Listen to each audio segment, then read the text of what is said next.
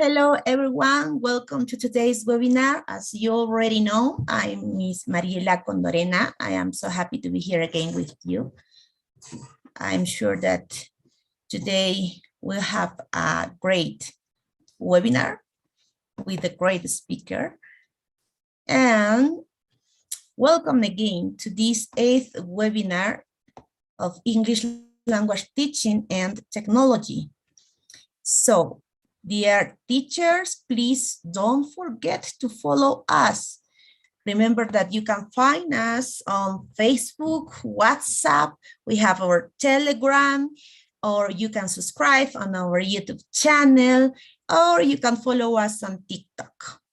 And now we are going to check some instructions that you have to consider in order to participate in this webinar. The first instruction is please type your questions in the comment section. The answers to your question and comments will be replied by our guest speaker at the end of the webinar in the question time section. And about the exit ticket, today we have a special instructions. Please pay attention. This is after the question and answer section, we will share a link for you to have to the exit ticket, which will be available for, in this case, only for today, for 10 minutes, okay, only today. And now we have the information about who is our guest speaker. Can you introduce him, dear Sulamita Chuten? Hello, Suli. Hello, Miss Mariela. Hello, English teachers. Welcome to our 8th webinar. It's a pleasure for me to introduce our guest speaker for today's webinar. This webinar is presented by Michael Navarro. Michael is a passionate language teacher and teacher trainer who is constantly looking for ways to enhance his teaching skills. He has taken different methodology and training courses, such as ELT, TEFL, Train the Trainer, as well as international examinations, such as TKT Core, TKT Clear, FC. He is currently teaching adults and teenagers in a prestigious institute based in the USA. Michael regularly conducts training online via webinars and also helps educators embrace technology in their lessons. The topic of this webinar is teaching visual literacy to enhance students' critical thinking skills.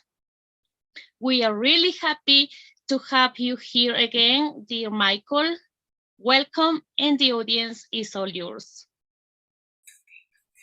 Thank you so much for that lovely introduction. Once again, it's a pleasure to be here.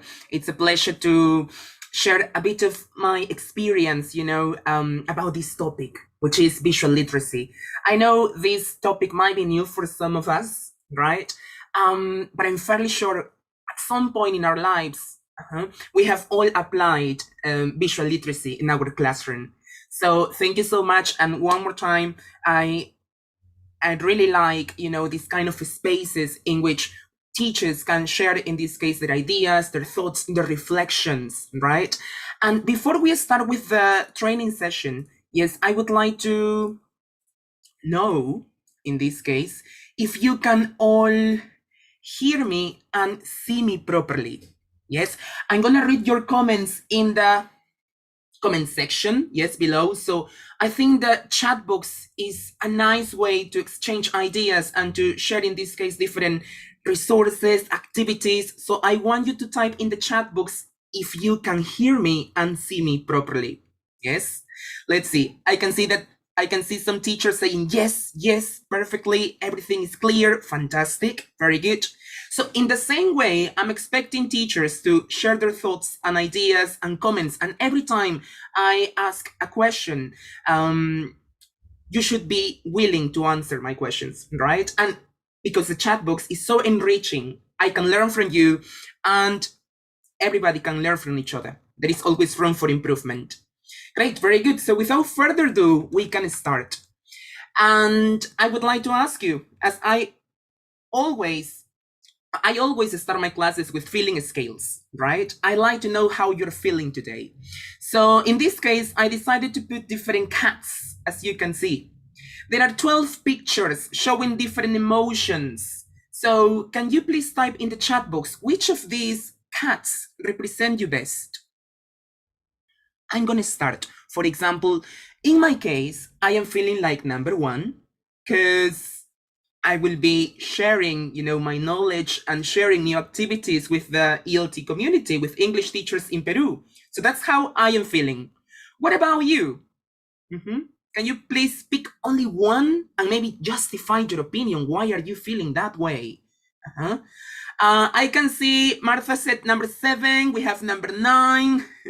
We have number 12. Number 6, 1, 12, 12. That's good. Okay, I can see a lot of teachers who are really excited, to learn. And I'm fairly sure you're going to take away a lot of resources and activities from this session. So let's begin. Okay. So in this case, it's 2022. Time passes quickly, to be honest. And, you have decided to start with a new book, with a course book. Okay. So you open your course book, you open your course book, and you see this picture in your course book. Now, if you see this picture in your course book, my question is, what would you do with this image? Would you just skip the picture that you have in your course book? Would you utilize the image? What would you do with this image? If you see this picture in your course book. So I want to know your thoughts, your ideas in the chat box. Would you actually use the image? Would you just skip it and continue with the lesson? Or what would you do? I want you to give me some ideas. Let's see. Martha said, sure, I will use it.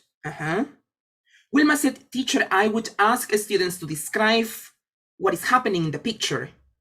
Very good, nice, thank you, Stella. Stella said that she would use this picture especially to talk about feelings, right? I like that, very good. Nice. Describe the picture, yes, talking, I would talk about feelings, okay.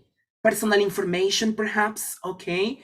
Yes, I would ask my students to describe the boy, okay, excellent, nice ideas, very good. Talk about emotions, ask students how they feel now, any problems, okay, great, nice ideas, very good. So let's go right here. There are many ways on how you can use this image, right? And I'm glad that all of you said that you would use it, because that's the idea. We need to exploit images fully, right? What I always do is to create a speech bubble. So I'm gonna create a speech bubble right here. And I often ask my students, what do you think the kid is saying?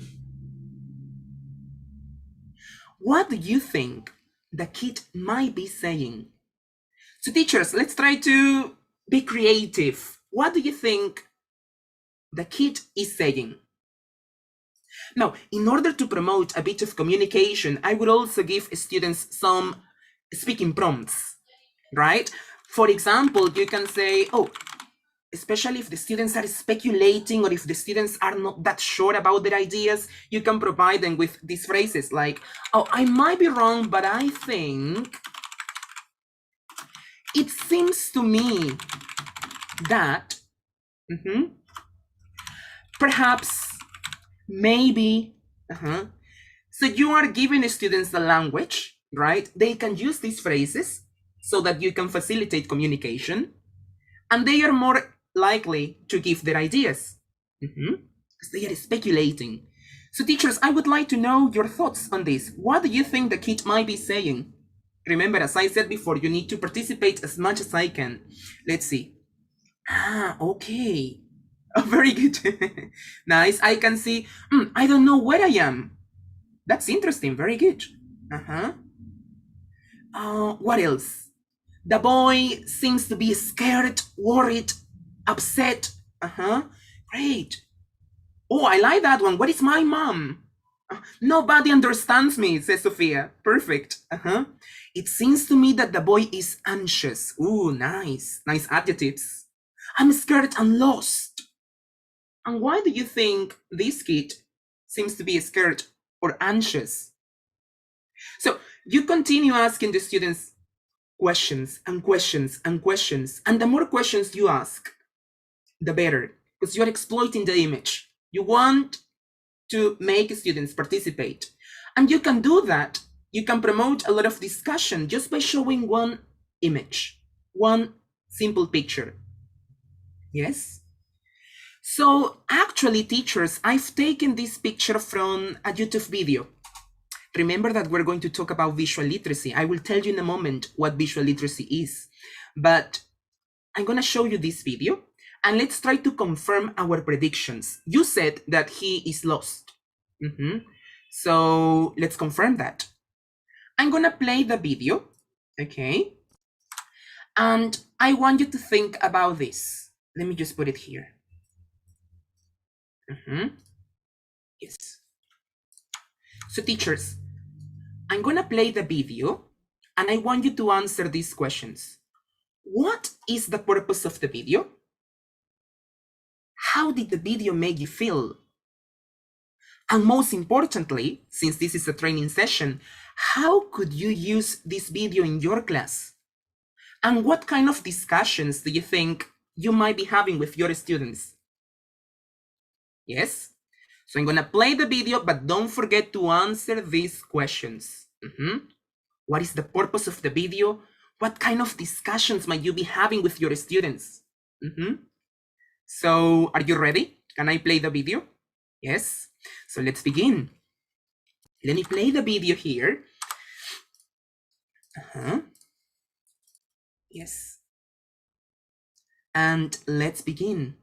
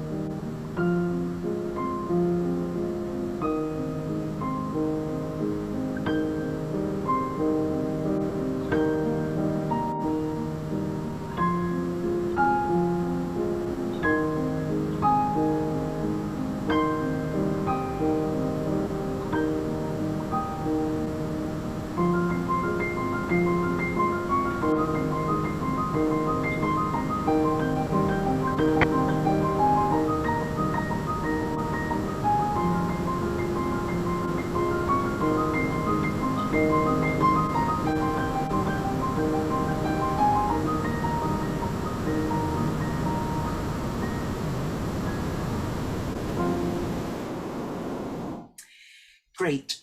Okay, very good.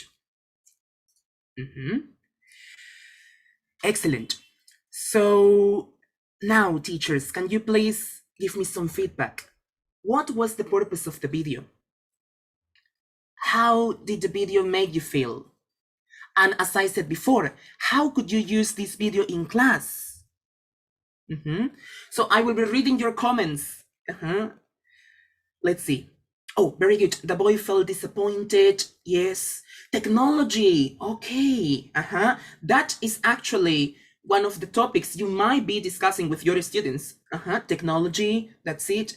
Very good. To make people aware, okay, of the use of technology, to raise awareness. That's true. Very good. Excellent. Yes, this video explains that technology can be, in this case, detrimental or bad for people. Exactly. The lack of social interaction, perhaps. Very good. Yes. We have to use technology wisely. Perfect. Nice ideas, teachers. Very good, Jenny. Jenny would use this video to make students reflect on how much time they spend in front of a screen. That is perfect. You see how a video can generate, in this case, discussion. Look at all these opinions that we have in the chat box. Oh, Carmen said everybody's trapped in using technology, especially cell phones. You see?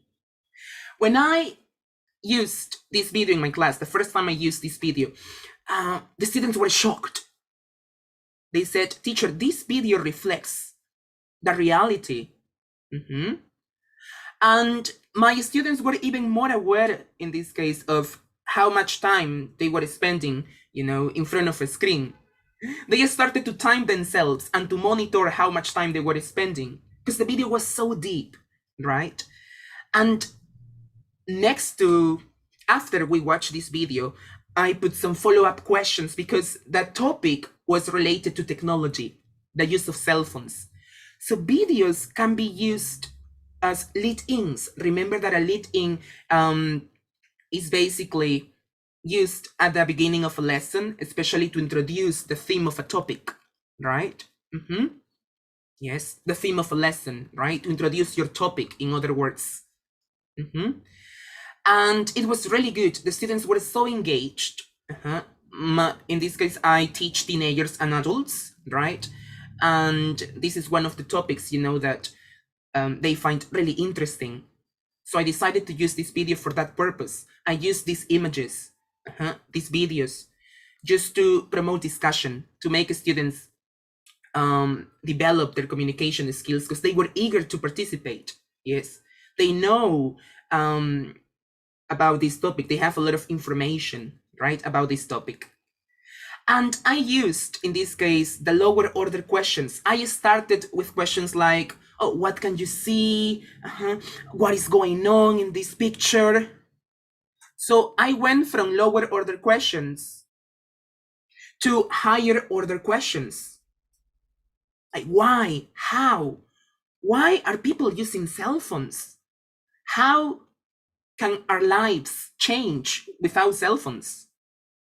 And I was able to make students reflect, but at the same time, students were able to use their critical thinking skills, right? Especially with these questions, with a why question, with a how question, you allow students to think deeply and to think critically, right? So a nice video that you can use maybe at the beginning of a lesson, or maybe if the video is connected to your topic, you can use it. So what is visual literacy? Now, let me give you the basic definition. The basic definition of visual literacy is the ability to understand, to comprehend, read, and to use images. Write in parentheses. What do I mean by read? When I say read, I mean to understand images, to comprehend images. And what do I mean by write images? When students communicate graphically, when students create, in this case, their own images, their own videos, right? Now, visual literacy is about language, communication, and interaction. Visual media is a linguistic tool with which we communicate, exchange ideas, and navigate our complex world. And that's true. We all have a cell phone. And let's be honest, we all scroll on social media, right? Many teenagers, teachers do, right? We spend time maybe watching videos on TikTok, right? Instagram Reels, YouTube videos, right? And we are being bombarded with so many images and information that is, that people are creating every single day. And I've seen even some teachers who create videos. Yes, for example, me. I like to create videos. I like to create content, right? And I also consume, in this case, the media, I consume different videos. I watch movies, right? So we are, in this case, visually literate, because we consume a lot of information. Now, something that I love, in this case, using in my classes is this, memes. I like to use memes, but it's great to see that some students are able to understand the meme faster than others. And this is because some students consume more information than others. And you will see that some students will quickly, in this case, understand, the meaning of a meme or what a meme is trying to say. However, in the case of other students, they might take a while to understand the picture. Especially with teenagers, young adults, right? They can easily understand memes. As soon as I show them the pictures, they are able to tell me their interpretations. And I've done the same with adults, and they seem to take a bit longer, to understand pictures. Is it because of generations? Is it because maybe they don't consume as many videos as the younger generation? Probably, right? But I like to use these kind of visuals, memes, videos. So what about you, teachers? What kind of visuals do you use in your classroom? I already gave you 2 examples, memes and videos. But what else? What kind of visuals do you use in your classroom? Let's see. Let's see.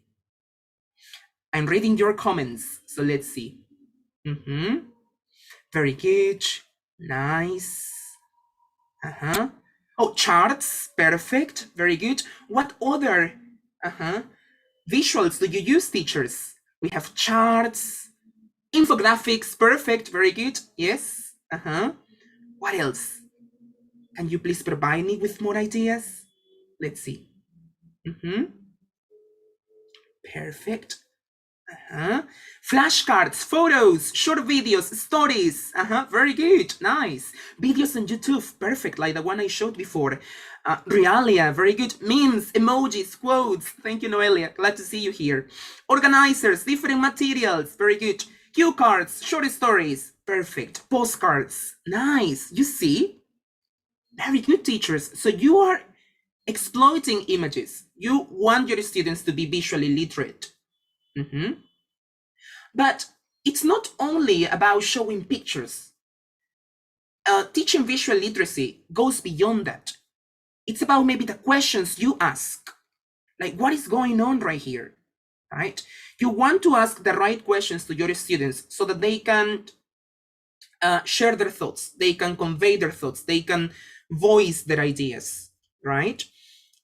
Comic strips, perfect, fantastic. Thanks for sharing that. Nice. So let me show you in this case some simple visual literacy skills. Like signs. You walk, you go out, and you will probably come across these signs. We can easily understand or read these signs because we comprehend it. These are examples of simple visual literacy skills, the signs that we see on the street. We can easily understand, comprehend, read these signs.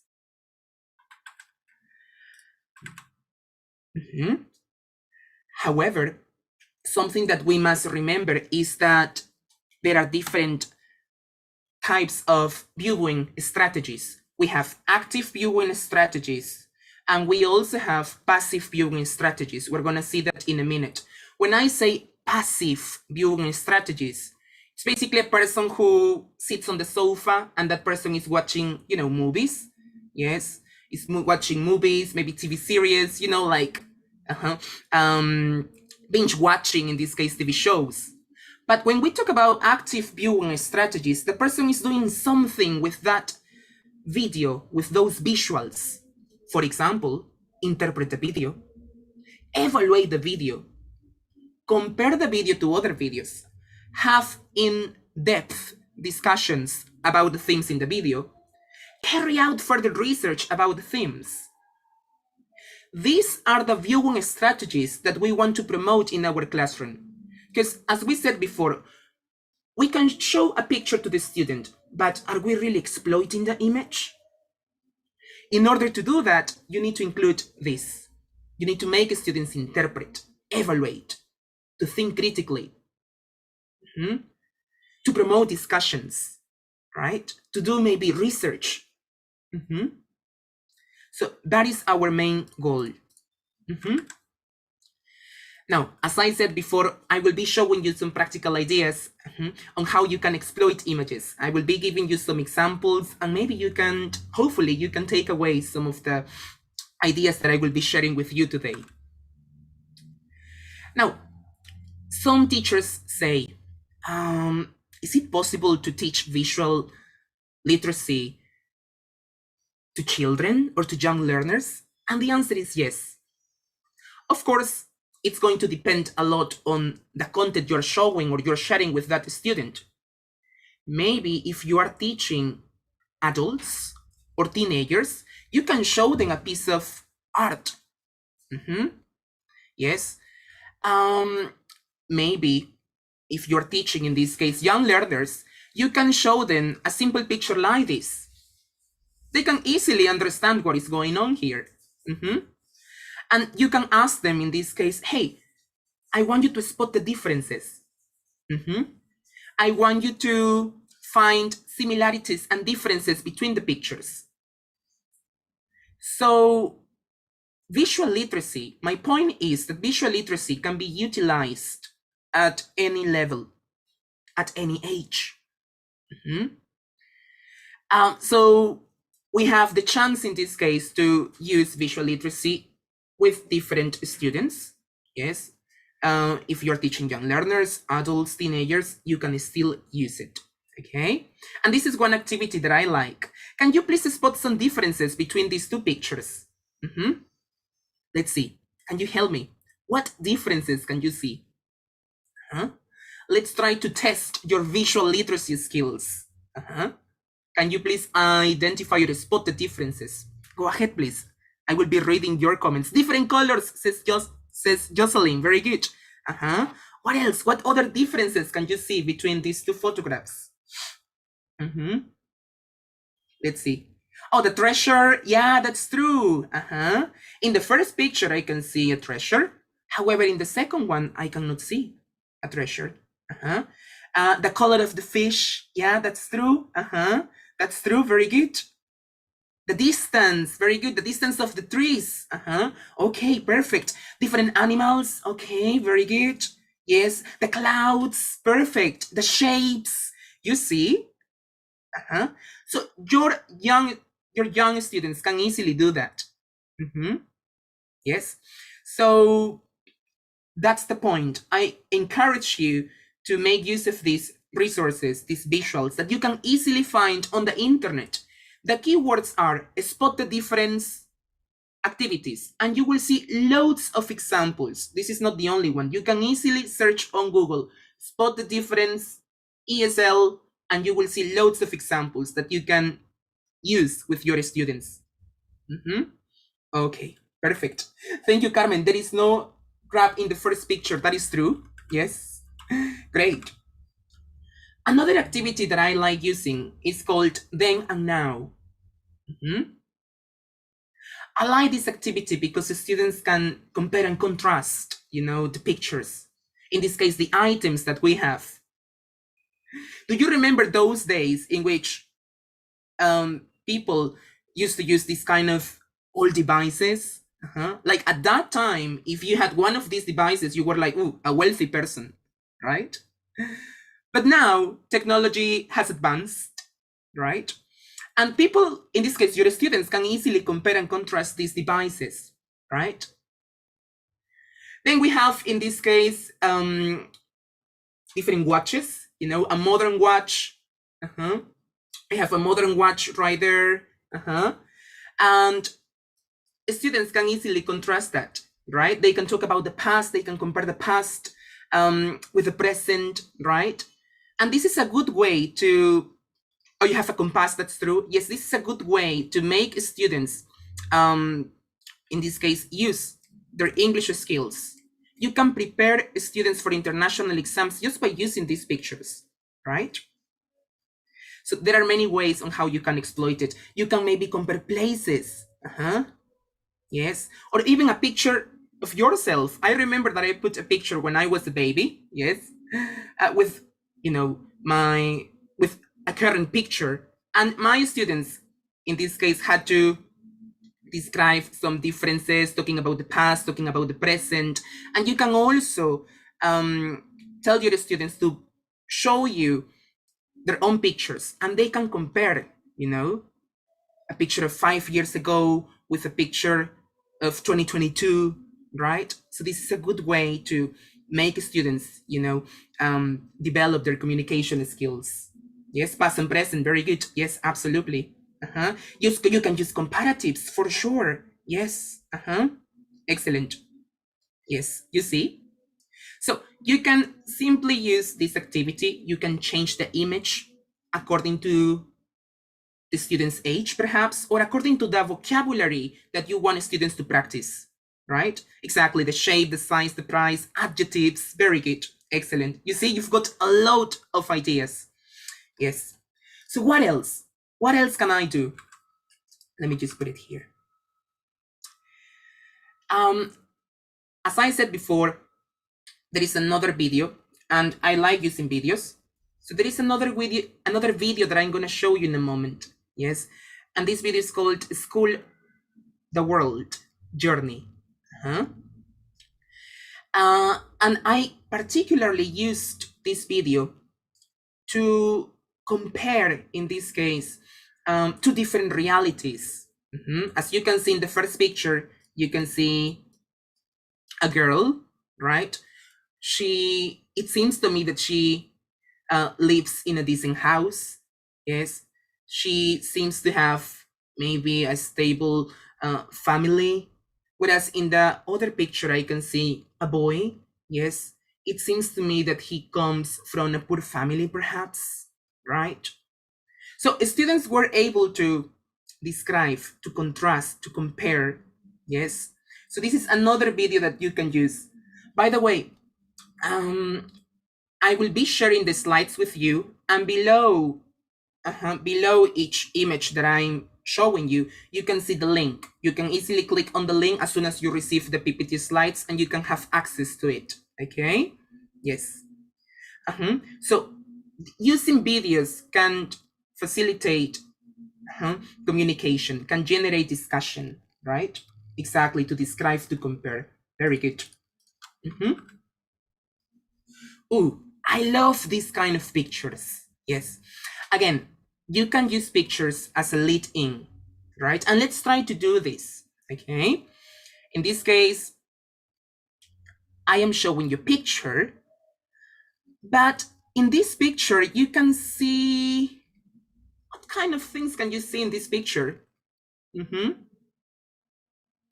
You can see different characters, but characters that come from what? Movies, very good. For example, how many movies can you see? Can you name them? What movies can you see in this picture?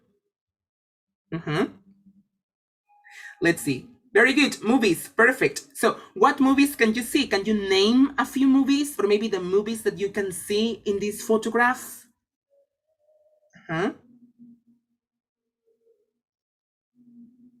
Let's see. Great. Very good. Excellent. Nice. Fantastic. Titanic, very good. Star Wars. Oh yes, Darth Vader is there. Fantastic, very good. Harry Potter, very good. Wonder Woman, La La Land, yes. Mary Poppins, perfect. Men in Black, nice. Ooh, fantastic, very good. You see? Now, somebody mentioned in the chat box, the activities that I showed you before can be easily adaptable, yes? I am showing you some activities, but you as a teacher, you need to adapt, in this case, the activities, right? So you can use these activities with all levels, as I said. This is one activity that you can easily apply, especially if you're teaching elementary levels. I think students love to talk about movies. So this is a nice way to break the ice, right? And to talk about your students' favorite movies. You can ask them maybe, what is your favorite movie? What kind of movie is it? And why do you like this movie? Do you recommend watching that movie? Now, if you want to create competition, what I do in this case is to put students in groups, right? And they have to, in this case, identify as many films as they see in the photograph. And the group who finds, in this case, the most movies is the winner, right? This is just a way, you know, to add a bit of competition, which is a gamification element. Yes, very good. So what do you think about this picture? And what can you do with this picture? How can you exploit this picture? Some teachers said, yes, teacher, I would use it especially to talk about movies. Yes, we all have that lesson in which we talk about movies, in which we talk about the different types of movies that we have or that there are, right? And it's a good way to personalize, you know, in this case, to personalize the class, right? To ask students what they like, what they don't like, what kind of movies they are in this case, fond of watching, right? So there are so many things you can do. Yes. Very good. Yes, movie genders. Perfect. Nice. Colors, movies, actions. Right. You can ask students to create a summary, for example. Yes. Or maybe to create a story. So there are multiple ways on how you can exploit this simple picture. Yes. Perfect. Okay. Now, another thing that I like using is basically art. Now, in this case, can I ask you, it's time to get critical, okay? Now, what is the picture trying to express? As I said before, if you're teaching maybe adults, you can use this picture because it requires more thinking. So what is the picture trying to express? What is the picture trying to portray? Have a look, please. Let's see. Social media, again, very good. Excellent. Yes, somebody's asking for help, feelings. Okay, great, asking for help. He feels upset. Social media, Now, you said that this student, or this kid in this case, is feeling upset. Why is he feeling upset? Why is he feeling upset? Or why is he feeling frustrated, angry, annoyed? Okay, yes, okay, he's frustrated because he hasn't got likes, perhaps. Very good, excellent, yes. You see how critical you are with your answers, and a simple picture can actually, in this case, can give you many answers, many interpretations, because that's the idea. Every student is different. They are going to give you different interpretations, different ideas, right? And there is no wrong or right answer. That's the point. Because they are, in this case, they are evaluating, you know, they are interpreting the image, right? Yes, very good. Excellent. I can see some reasons here. Francis said, teacher, he can't play with his cell phone. That's why he's feeling upset. Or he has no comments. He has uploaded one picture and he hasn't received any feedback. Okay. Maybe problems, internet issues, perhaps. I like that one. Actually, that's true. Yes, when some children have internet issues, they start to complain. That's true. I like that one. Bad connection. Yeah, internet is wrong. Perfect. You see? So many ideas. And I encourage you teachers to use the chat box as well, as we are doing now. Sometimes we expect students to give us answers on the spot. But hey, especially when you are showing a piece of art, you need to give students some thinking time. They have to organize their thoughts. They have to analyze. It requires thinking time. So using the chat box is a good way, because they can just type their answers and they don't feel, in this case, embarrassed. Yes. So try doing that. Maybe ask students to use the chat box first, and little by little you can call on students, and then they can give you their answers, right? Very good. Excellent. Okay, fantastic. Now, the creator of this picture, his name is actually Banksy, right? Banksy actually, he's focused on street art, right? And he paints, in this case, this kind of, controversial or thought-provoking images, and usually the images that he paints are related to social issues, right? As you can see. Very good. Perfect. And there are so many. I will be providing you with many images that you can use, right? And that you can use in your own lessons, right? So as I said, English teachers in Peru will provide you with the slides. So it's okay. You will receive the slides. You will have access to the images, so that you can start using them. Okay, perfect. Very good. This is another one, for example. Another image that I used in my lessons. You can use images as a word map, or as a lead-in, as I said before. This is going to help students a lot, right? Because they can share, as I said, their thoughts. They can have a lot of discussions, deep discussions. This is what we want. Yes, especially when we are teachers who promote a communicative approach, right? Excellent. Very good. Now,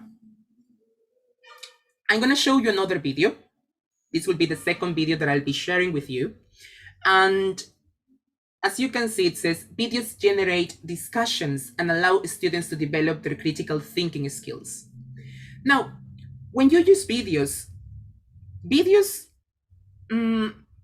don't necessarily need to have dialogues or conversations. You can just play a video and the student can just hear sounds, movements, can see movements in this case.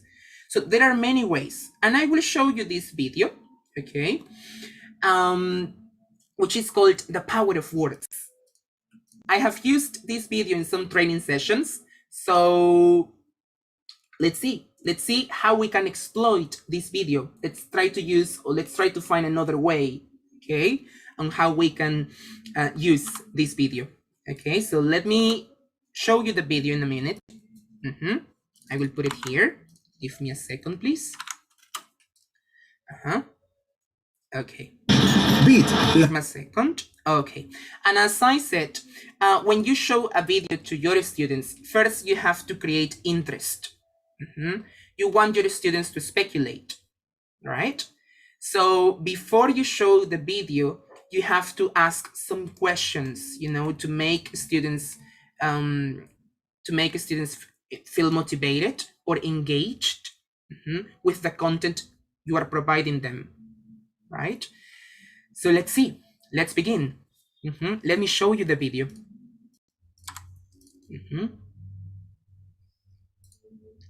Okay, give me a second.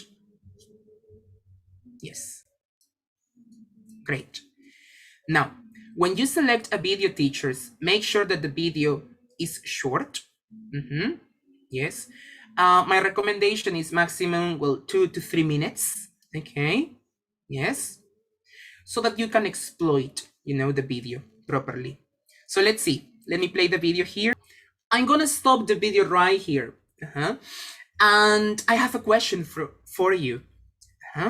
So as you could see, and you could see in this case, a homeless person. Yes. He is basically asking for money. And suddenly, there was a woman who wrote something. Yes. In this post.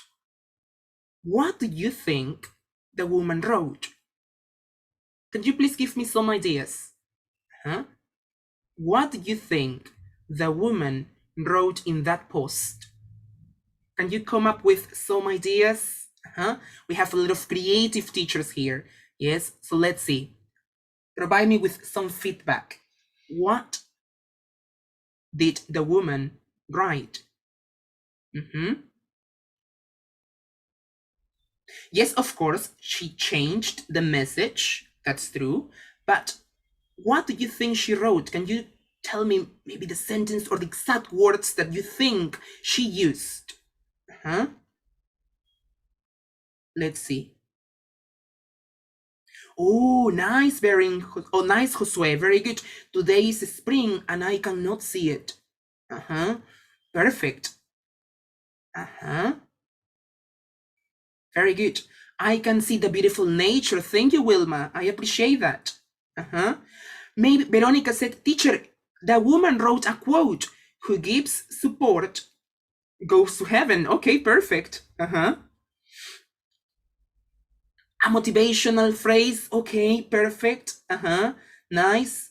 Some words to get help. Absolutely. Yeah. Ooh, nice, Nancy. Today is a nice day, but I can't see it. Ooh, so powerful. Let's see. Today is a wonderful day and I cannot see it. Perfect. Nice ideas, teachers. Thanks for sharing your thoughts.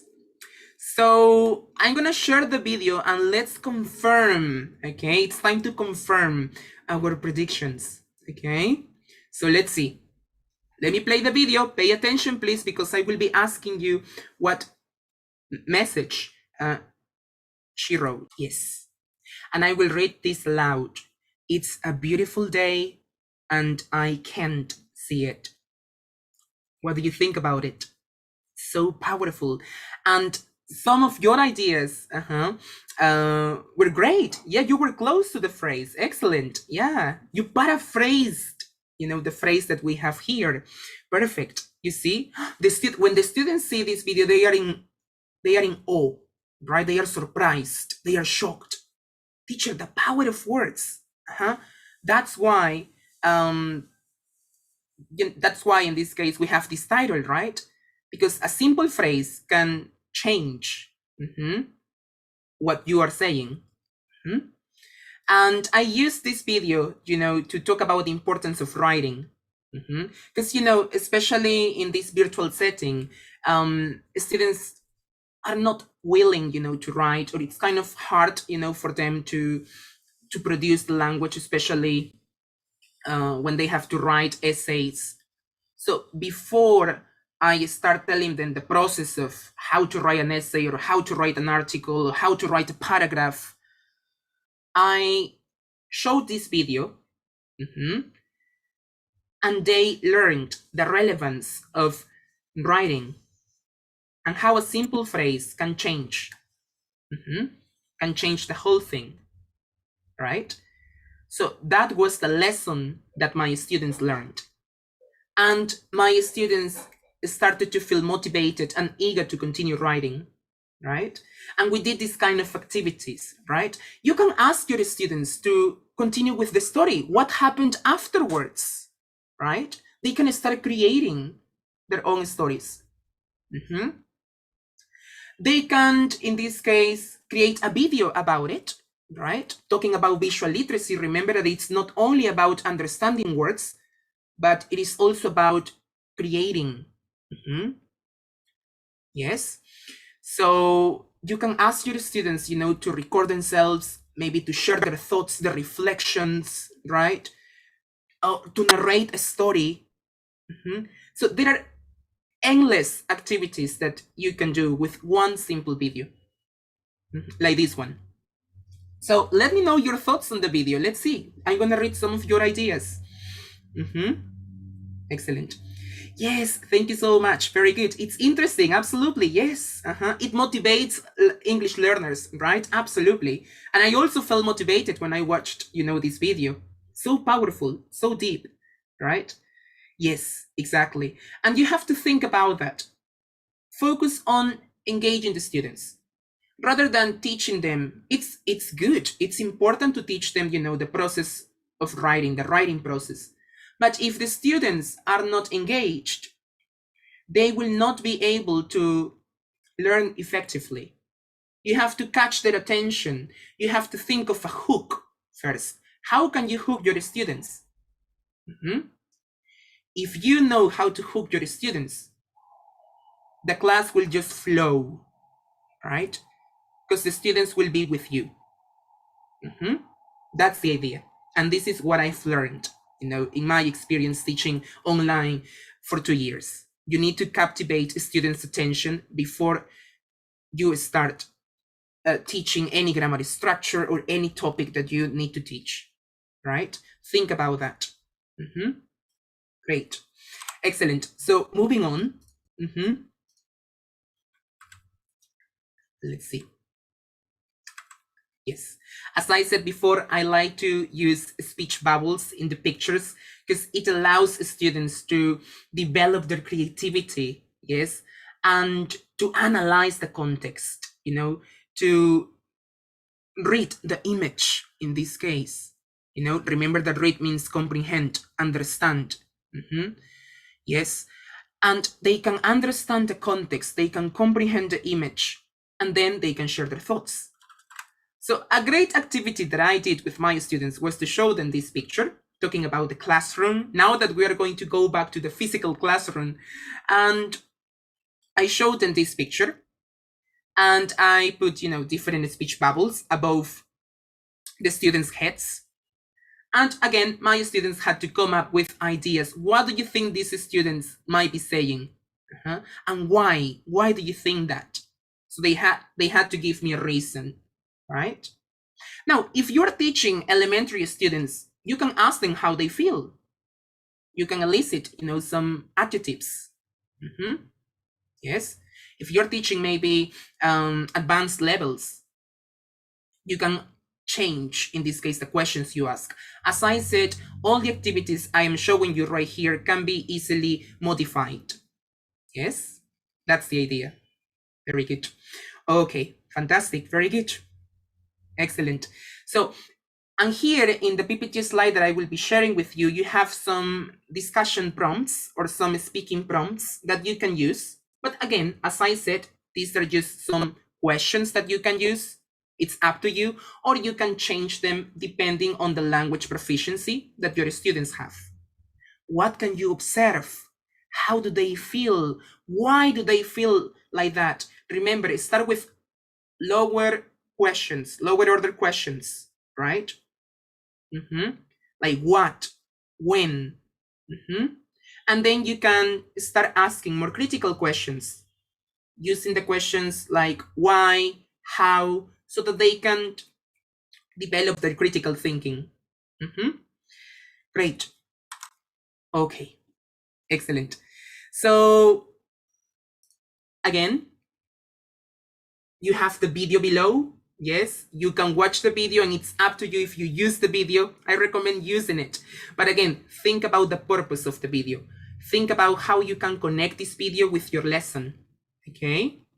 Yes, in a previous webinar, I talk about lead-ins and the importance of using lead-ins. Yes, so in case you want to know more about it, you can watch the video how to bring the Spark back into your classroom. And I talk more about lead-ins and warm-ups that you can use. This is one of the videos that you can use. Yes, but as I said, think about the purpose. Yes. One trainer told me, an effective teacher is the one who knows what he or she is doing. It doesn't matter what question you ask that teacher will be able to give you an answer, and he will be able to tell you the reason why he's doing this activity. And I couldn't agree more. An effective teacher is the one who knows why, the reason why he's doing that activity. So think about that.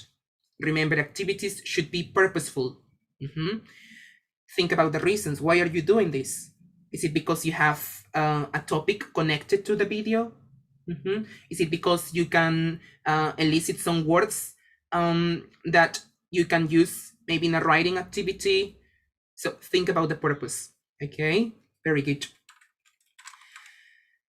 Some other strategies, especially if you want to scaffold your students. Let's talk about scaffolding strategies. So scaffolding is basically, in other words, in a nutshell, is when you help students, right? So something that I love using is this teaching strategy. This activity is called See, Think, Wonder. So I give students a worksheet. Now that you're going to start teaching in the physical classroom, you can have access to this document, that the documents are below, and the student can complete, this chart. What can you see? Or what do you see? The student can tell you what they see, and that works well for elementary students because they know some vocabulary, so you can put their I see, and the students can write their ideas. What do you think is going on, especially if you want to practice present continuous? Yes, you are describing pictures, you need to use the present continuous, so you provide them with some model. And wonder, yes, what does it make you wonder? Maybe you can add that question for advanced students, right? So you choose one picture, you use this chart, you give students some thinking time so that they can organize their thoughts, right? And I am sharing the resources below. I like one website. I like this website. It's actually called BBC News, but there is one section here. In BBC News, there is one section that says thought-provoking images. And again, the link will be shared in the PPT slide. And I like these pictures because they are thought-provoking. Yes. I'm fairly sure your students will have a lot of discussions, and these pictures, can actually generate discussion. BBC News, they constantly update their website and they upload new images that you can use in your lessons, right? So it's a nice way, if in case you are looking for images, yes, you can use BBC News or any other resource that you like. But this is the resource that I like using, especially when my objective is to promote critical thinking, right? Very good. So you can use this chart. Excellent.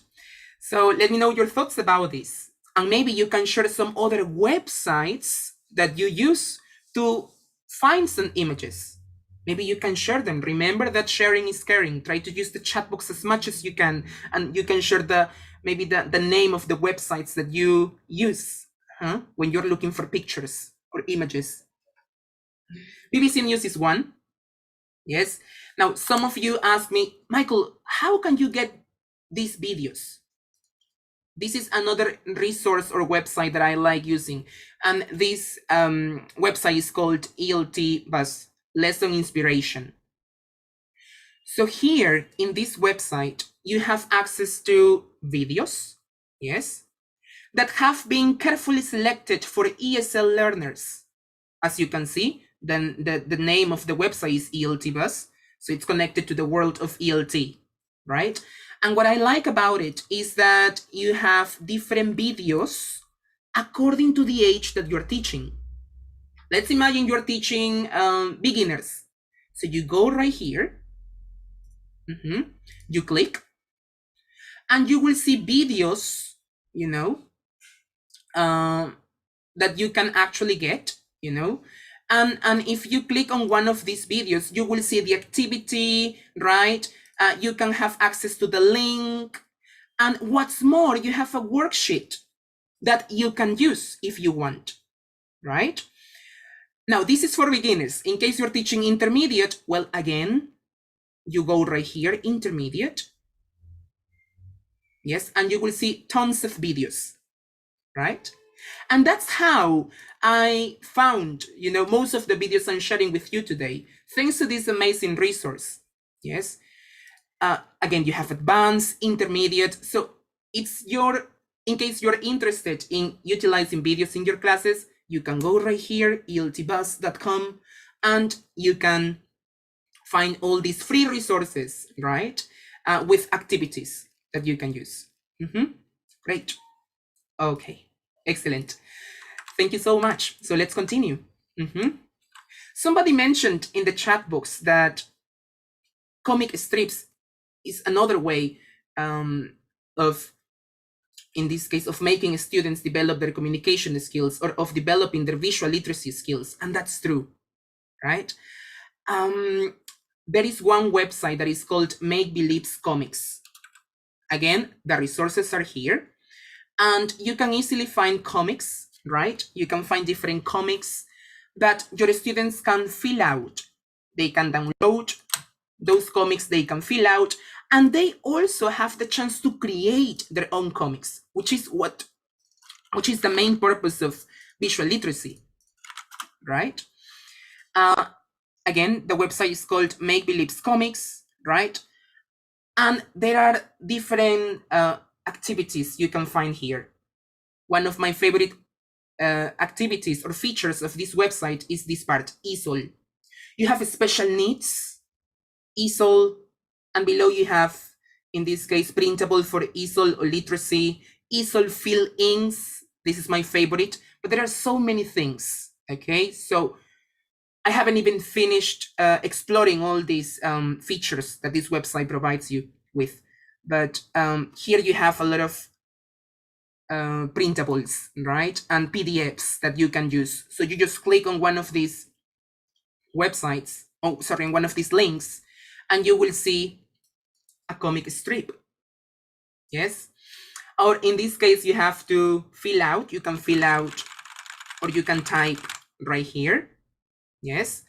And your students can do so, right? So you can share these resources with your students, right? You can print this dialogue if you want. So there are many things you can do in this website. And as I said before, your students also have access. I mean, they can create their own accounts and they have access to these resources. They can create their own comics. And assuming that your students are digital natives, they find easier to use these digital resources, right? I haven't even taught them how to use this resource. I just let them discover this resource by themselves. And last week, I received one mail from one of my students telling me that he created his first comic. And he created a beautiful dialogue using the present continuous, using the past simple with this website, with this resource, right? Now, there are also tutorials that you can give to students in case you want them to get familiar with the website. Or this resource can also help teachers. Remember that we are constantly contextualizing, you know, we like to contextualize. We want to create a good context. We want to set the context first, right? Especially if we are teaching maybe a grammar structure. You can create a dialogue, you can create a conversation, storytelling perhaps. So this also helps teachers to develop their digital literacy skills, but at the same time, you can enhance your teaching skills because you are creating content, right? So another website you can use. Yes, and there are many features here. As I said, you can now record your voice. There is a record button here, start recording. A few months ago, I didn't have that option. because, you know, I've been using this website for a while, but this is a new feature. You can record your own voice and it's for free. Yes. So there are multiple resources that you can use and that your students can use. That's the thing. Okay. So just to wrap up, what do we want? So we want to get learners to take photos, get learners to create photo stories, create infographics, create a visual representation of a grammar point, create comic strips, create an emoji dialogue or a story. Yes. So these are just some ideas, you know, that you can implement in your classes. Let's see. As I said before, I'm a big fan of pictures, so you can also use these pictures to make students create their own stories. I love this. So I'm going to explain you how I do this activity. So basically, I choose around 6 pictures, right? Oh, so sorry, I need to enumerate the numbers correctly. Yeah, okay, now, great. So I choose 6 pictures, yes. And you show these pictures to your students and you ask your students, I want you to choose one picture, okay? So the student is going to choose one picture. And the student is going to tell you a story with that picture that he chose. But not only that, remember that your activities should be purposeful. So in case you have been teaching maybe some vocabulary, you can ask the students, you can ask your students to use the vocabulary that they learned and to include that vocabulary in their stories. Yes. Now, they don't have to tell you which picture they chose, because that is kind of easy, you know. You want to challenge your students. So your student can narrate the story and the class needs to guess the picture that his or her classmate used, right? So this is a nice way, you know, to make students develop their visual literacy skills, because they need to evaluate the picture. They need to see the picture, right? And they can come up with brilliant ideas, brilliant stories. And they are using the words or the grammar structures that you have previously taught, right? So that's the idea. Yes, this is what I particularly do. Then if you want to make students collaborate, you can put the students into the breakout rooms and they can share their thoughts or their stories in this case. And if you are promoting listening skills, active listening skills, you can ask students to report their partner's stories. And when they come to the main classroom, yes, when they come to the main session in this case, they can report their partner's stories. Just to check and to verify that they have done the activity successfully. Yes. So I like to do this kind of activities. Yes. They are easy to use. They are easy to implement. As you can see, you just choose some pictures. You allow students to choose the pictures that they want, and they have to tell you the story. Yes. And wow, they come up with amazing stories, creative stories, right? They are producing the language. They write their stories, they plan their stories first, and then they narrate, you know, their stories. They tell you their stories. So I like that, for example. Okay, great.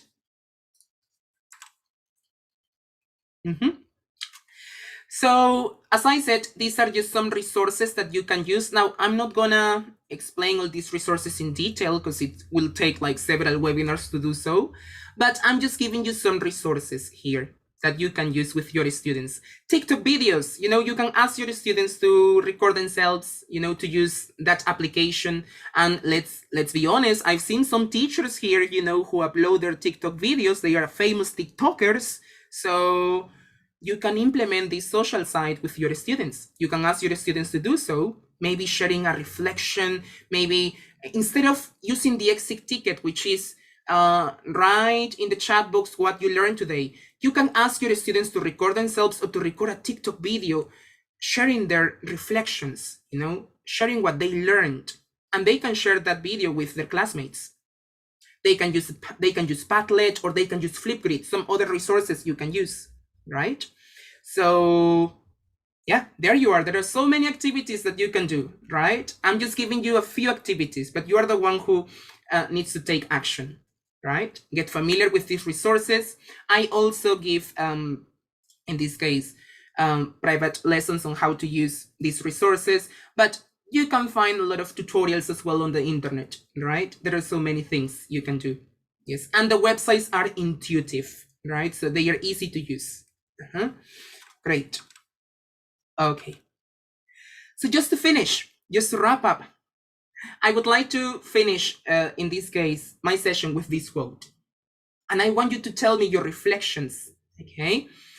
It says, the ability to draw and communicate visually can no longer be seen as optional.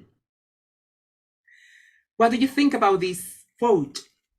Can you tell me, or can you share your thoughts in the chat box? What do you think about it? After showing you all these activities, after showing you the importance of using visual literacy, what do you think about it? Let's see. What are you gonna do? What are you going to do next week? How will your teaching change after this session? Yes, thank you so much. Nice messages. Very good. Let's see. We have so many messages expressing gratitude. I appreciate that. Yes. Yes. That's good. Excellent. Thank you so much. Yes. So as I said, teachers, we are constantly being bombarded with different pictures. Please try to use those pictures to your advantage. Yes, that's the idea. Use those pictures to your advantages, exploit those images, and you will see your students' progress. Next time that you ask your students, what do you think about this picture? They will give you answers quicker because they have already developed and they continue developing their visual literacy skills, right? So just to finish, this is just a message that I would like to read for everybody. And it says, dear tired teacher, when the expectations begin to feel impossible, remember that because of you, today someone smiled, learned something new, became more confident, and felt loved. Don't give up. And I would like to finish with this message because I know you're doing a great job. I know you are sacrificing your Fridays, your Saturdays for the sake of your education and for the sake of your students, right? You want your students to acquire new strategies. You want to change the face of education. And I appreciate that. I love to see motivated teachers who are constantly developing professionally. Because as I said at the beginning of my presentation, teachers never stop learning. There is always something new to learn. And as I always say, the fact that I am here doesn't mean that I know everything, right? I am constantly learning new things from my colleagues, from my trainees, right? From my students. Yes, and I continue learning. And that is something that I encourage you to do. There are many ways on how you can learn. Because look at this, if you take professional development for granted, you will lose your motivation because you are repeating the same thing over and over. Instead, you have to learn new things. You have to develop your teaching skills in multiple ways, attending webinars, reading books, doing something that you like or that you love. These things will give you the confidence to continue teaching. Yes, you will feel more motivated to continue learning, and that is my goal. Yes, I want to share my knowledge, with others, with colleagues, so that you can feel confident, comfortable teaching. Yes, and I wish you all the best. Okay, teachers, focus please on your mental health. Take care of your mental health a lot. That is what I recommend.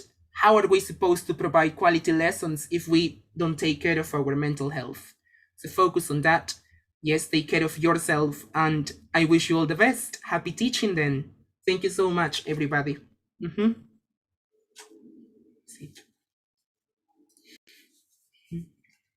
Great. That's it. So now I guess Mariela will give us some words. Yes. Yeah, I think that now is the exit ticket.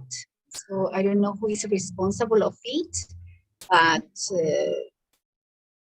no, I cannot see it. Yeah. Hello, okay. It's me. Okay.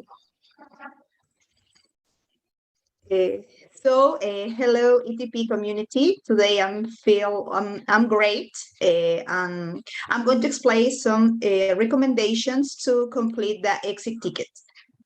Okay. Recordemos que para poder completar el exit ticket debemos tipear correctamente, o de lo contrario el exit ticket también va a ser colocado en el YouTube en la parte del chat y van a poder cliquearlo de manera directa. Please, I can see. Unos minutitos, perdónenme con la conexión. Querido Michael, muchísimas gracias. He visto que todos están muy, muy emocionados con toda tu presentación, con todos los recursos que has compartido, que han sido bastantes, y nos va a servir seguramente mucho para nuestra práctica pedagógica. Vamos a adelantar en este momento, antes de las preguntas, a compartir el exit ticket para que ya lo puedan ir llenando. Dado que hoy día nuestro querido ponente, Mr. Michael Navarro, ha tenido la bondad de compartir con nosotros becas para sus cursos, de repente él mismo lo puede anunciar mientras voy compartiendo el link para que mi Yulisa pueda leerlo. Sí, perfecto. So, voy a hablar entonces en español, vamos a cambiar el language para explicar los cursos que sí estoy brindando y que están a punto de empezar. Bueno, comparto acá mi pantalla. Como pueden ver, teachers, les había mencionado antes, me gusta implementar cursos nuevos para el desarrollo de los profesores. Y estos son uno de los cursos que voy a ofrecer. Estoy ofreciendo dos cursos. Estoy ofreciendo un training course, que es Fostering Creativity in the Classroom, ¿no? Entonces, ¿cuáles son los objetivos de este curso? Como han visto, me gusta hacer mis clases sumamente creativas, me gusta desarrollar el pensamiento crítico, y he creado este curso que se va a dar en inglés, en las estrategias en cómo podemos enseñar para la creatividad y cómo podemos enseñar o hacer nuestras clases de formas creativas. Te estoy explicando, en este taller estoy dando lo que son recursos, como lo que han visto ahora, pero explicándolo en detalle, cómo usar estos recursos, qué tipo de estrategias usar para cada clase o para cada edad, ¿no? Si estoy enseñando a beginners, intermediate students, advanced, ¿no? Y están divididas en estas 3 sesiones, ¿no? Tenemos la primera sesión que es How to Spark Creativity in the Classroom, cómo gamificar tu clase, How to Gamify Your Classroom. Todas estas sesiones están súper actualizadas. Y bueno, la última sesión siempre está relacionada a lo que son Digital Tools, ¿no? Digital Tools and Extensions to Develop Creativity. Este primer curso se va a enfocar en lo que es Creativity. Y estamos empezando ya el 19 de marzo, sábado 19 de marzo. Incluye 3 sesiones.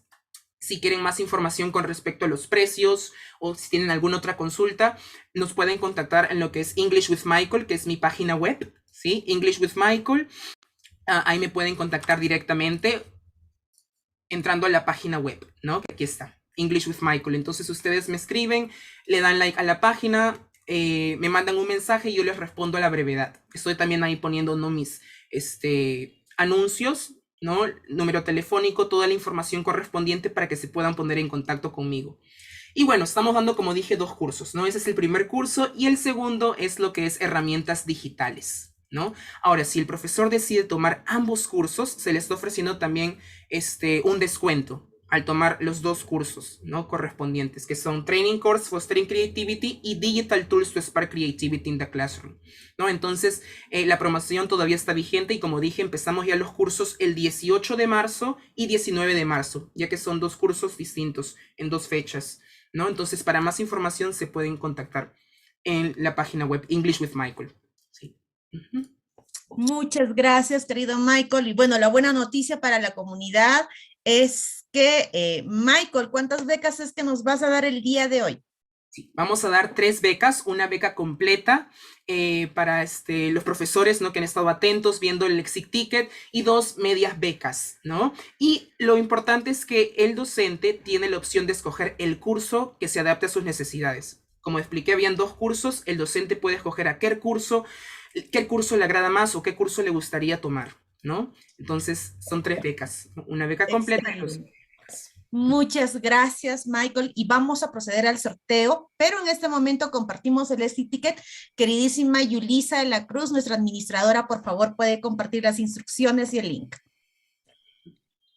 Listo, como lo mencioné anteriormente, hay que estar muy atentos y sobre todo el día de hoy por las grandiosas becas que nos está ofreciendo nuestro querido teacher Michael Navarro. Así que vamos a estar súper atentos, voy a leerlo a continuación, ¿ok? Vamos a tipear correctamente https /cutt/ly/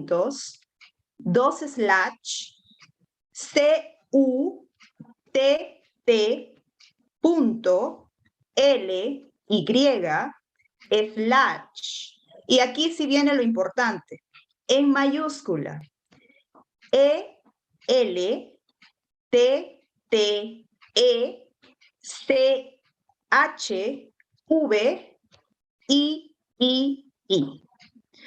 Siempre paro observando cómo ustedes interactúan a través del chat y puedo evidenciar que dicen, Miss, no ingresa, no ingresa. Bueno, yo ingreso y esta vez voy a ingresar porque yo quiero ganarme esa beca definitivamente. Así que vamos a, para no complicarnos mucho, en ese momento lo van a estar colocando en el chat del YouTube para que ustedes puedan cliquearlo e ir directamente y completar. Sobre todo, es muy importante que coloquen su correo electrónico correctamente para poder también recibir toda la información que nos ha ofrecido el día de hoy, todos los tips, todas las páginas.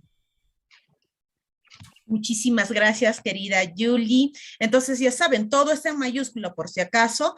Las últimas I's también del link está fijado ahí ya en el chat, ya lo han fijado. Lo pueden llenar. Recuerden, ingresan los que llenan el ELTTech, pero se sortea ahora mismo en el vivo, así que no se pueden ir, no se pueden desconectar. Vamos a continuar. Ahorita mismo ya ingresen porque ya nos queda ya 10 minutos de que se compartió. Ya pasaron 2, 3. Y con toda esa data vamos a hacer el sorteo en vivo. Hacemos en un minuto la ronda de preguntas, pasamos la ronda de preguntas, vamos con la invitación para el día de mañana y culminamos con el sorteo en vivo para que puedan ganarse. Si sale ganador, el ganador tiene que estar presente y en el chat decirnos presente también. Si no está ahí, si no nos demuestra que está presente siguiendo este super webinar de Mr. Michael Navarro, no nos escribe presente en el chat, entonces se va al agua. ¿Sí? Entonces, nos quedemos conectados, por favor, vayan llenando el ELTTech para el día de hoy. Y ahora sí, continuamos nuestra siguiente sección, Round Questions. Estimada maestra Consuelo Cáceda, puede continuar, por favor. Okay, first of all, to tell you, Michael, thank you so much for this wonderful, amazing, brilliant presentation, especially for your sharing, for your love, for everything you give us anytime you present in our community. Okay, so I have 2 questions in one. And the first question is about what are the most useful strategies for lower and higher levels? Okay. So fantastic. students, teachers are asking about the best strategies for the lower levels and for the higher levels. Can you mention 1 or 2 or 3 or the most important, the most useful? Thank you. Exactly. Yes. Thank you so much. That's an interesting question. So when it comes to lower levels, for example, if we're teaching in this case elementary students, one of the best strategies that I can suggest is basically scaffolding, right? I mean, we need to scaffold our activities. How can we scaffold our activities? So we have to provide the students with sentence stems. Let me just put it right here. I'm gonna share my screen again. So sentence stems, what do I mean by sentence stems? So sentence stems are basically, you know, some phrases, right? Or some initial phrases that students can use to continue their ideas, especially if the students are beginners, right? For example, if I ask the student, hey, what is your favorite movie? Can you tell me more about it? By using sentence stems, you can provide the students with phrases like, oh, my favorite movie is, I like this movie because, right? So you're giving students some sentences that they can use, yes, just to facilitate communication and to facilitate the interaction, right, that you have with your students. That is in the case of lower learners, right? Or lower levels in this case. But if I am teaching maybe intermediate, advanced students, I'm talking about visual literacy, my recommendation would be to challenge the students a little bit, to make use of these videos that I've shown today, and in this case, to use these strategies like the see, think, wonder. You know, what do you see? What do you think is going on? What does it make you wonder? Or I can also use videos and prepare my questions carefully, because, you know, in every single lesson we make so many questions, but we have to reflect on the questions we are asking to our students, because the right question, just one question, that the questions that we use can make a big impact on our students' performances. So you need to think previously on the questions you are going to ask, and by asking the right question, by asking a critical question, you can promote a lot of discussion, right? And especially intermediate, advanced students, you know, you need to provide them with these strategies. They need to interact a lot. You need to generate a lot of discussion, right? And cater to your students' needs, right? You need to know your students and its analysis, right? Maybe in this case, maybe your students are big fans of movies, or maybe they like, in this case, certain cartoons. So use that feedback that they are giving you to your advantage, okay? The more you know about your students, the better, right? Because you can personalize your classes in a much better way, right? So those are basically my strategies, my recommendations. Yeah, thank you. Thank you so much, Jess. I paid a lot of attention to your speech, and especially to the explanation of how to use pictures and videos during our classes. So they are really, really very useful. And I think, and I'm sure that all teachers will try to do it, because using pictures are really important, especially for the international exams, no? That they consider that, no? When they interact in order to describe pictures, okay? And I have another question, which is the last one. Please, this question says, what is the difference between visual literacy and critical visual literacy? What is the difference between them? Visual literacy and critical visual literacy, because you have already mentioned about critical thinking, all right? Mm-hmm. And you mentioned a lot during or along your speech, you mentioned it a lot. So what is the difference between visual literacy and critical visual literacy? Okay, right. So you know that visual literacy is a big world, right? Actually, I tried to pack all the activities, you know, in one session, in one webinar, but visual literacy is a big term, right? There are so many aspects that we have to explain, that we have to consider, and there is a lot of research that we have to do as teachers, right? Now, when I say visual literacy, just let's define that first. I'm talking about the ability, you know, to understand or comprehend images, right? And the ability to create images. Now, if we focus on critical visual literacy, you want to promote, in this case, a lot of critical thinking, right? You want to use these visuals or resources, right? Just to promote critical thinking skills, right? So visual literacy is a big term, yes, and inside this big term, you see critical, you know, visual literacy. So that is basically, you know, the difference. They are connected, right? Because it's visual literacy, you know, they need to evaluate, they need to interpret, you know, the images, and then they have to, in this case, they have to share their thoughts or they have to think critically, right? Yes, so that's it. Okay, thank you so much for your answers. And then let's continue, okay? Yes. Please, I don't know who is next. Mariela. Muchísimas gracias. Van a disculpar, hoy día me ha tocado pasar las inclemencias de las conexiones de internet.